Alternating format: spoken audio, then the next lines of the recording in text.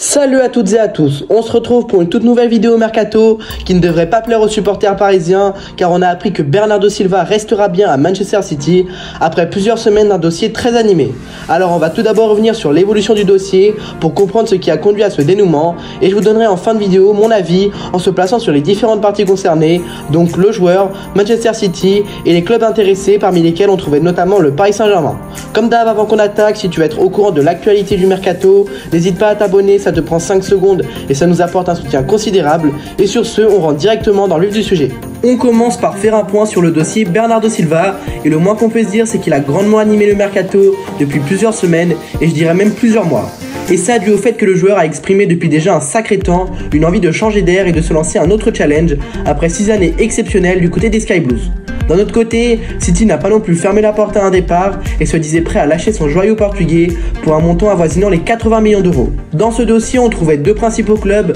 le PSG et le FC Barcelone. Et il faut dire qu'on a d'abord cru voir le joueur de 28 ans effectuer son grand retour en Ligue 1. Il y a notamment eu cette interview où il déclarait que le championnat de France l'avait marqué positivement et qu'il ne serait pas contre un retour. Du côté du club de la capitale, on avait l'argent nécessaire pour s'attacher les services de Bernardo et toute la direction, le président Luis Campos et l'entraîneur étaient tous unanimes pour dire que le profil du joueur était plus que séduisant et on en a fait l'une des grandes priorités de ce mercato estival. Malheureusement, le joueur n'était vraisemblablement pas si emballé que ça pour un retour dans la Ligue des Talents et souhaitait plutôt rejoindre la Catalogne et le FC Barcelone qui eux aussi étaient très intéressés par Bernardo. Problème pour les derniers champions d'Espagne, ils ne disposent pas des finances nécessaires pour satisfaire les exigences de City et l'option d'un prêt avec option d'achat n'était également pas envisageable. Et c'est dans cette situation qu'on se trouvait depuis plusieurs jours et clairement l'issue de ce dossier ne faisait plus trop de doute, mais c'est désormais officiel, Manchester City ferme la porte à un départ de l'ancien monégasque. En effet, les Citizens et Pep Guardiola en particulier veulent conserver des cadres sur le secteur offensif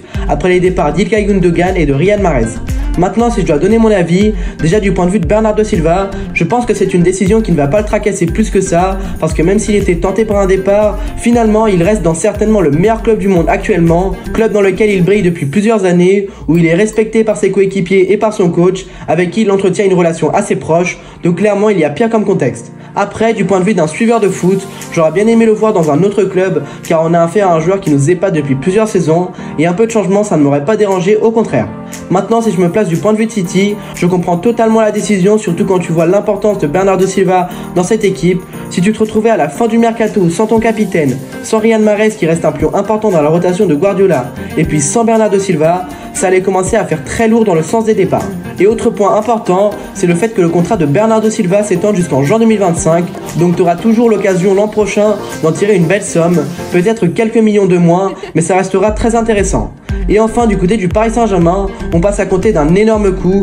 et c'est pas forcément très grave, mais des profils comme celui de Bernardo Silva, t'en trouves quasiment aucun sur le marché des transferts. On parle maintenant, pour compenser cet échec sur ce dossier, de joueurs comme Barcola ou Olysée, qui sont certes très prometteurs, mais ils ne t'apportent pas les garanties que t'apporte un Bernardo Silva. Et du côté du Barça, c'est la même chose que pour le Paris Saint-Germain, tu passes à côté d'une occasion en or. En tout cas, ces deux clubs et en particulier le Paris Saint-Germain risquent de continuer à faire parler d'eux et à n'en pas douter, on assistera à des signatures d'ici la fin de ce mercato qui seront commentées sur cette chaîne YouTube, tout comme le feuilleton Mbappé qui est plus que bouillant ces derniers jours. De mon côté, j'arrive au terme de cette vidéo, n'hésitez pas à me dire en commentaire qui est-ce que vous voyez débarquer dans le club de la capitale à la place de Bernardo Silva. Et avant de partir, on n'oublie pas, si la vidéo t'a plu, de lâcher un like, de t'abonner à la chaîne et d'activer la cloche. Et moi je vous dis à très bientôt pour une nouvelle vidéo Mercato. Ciao ciao.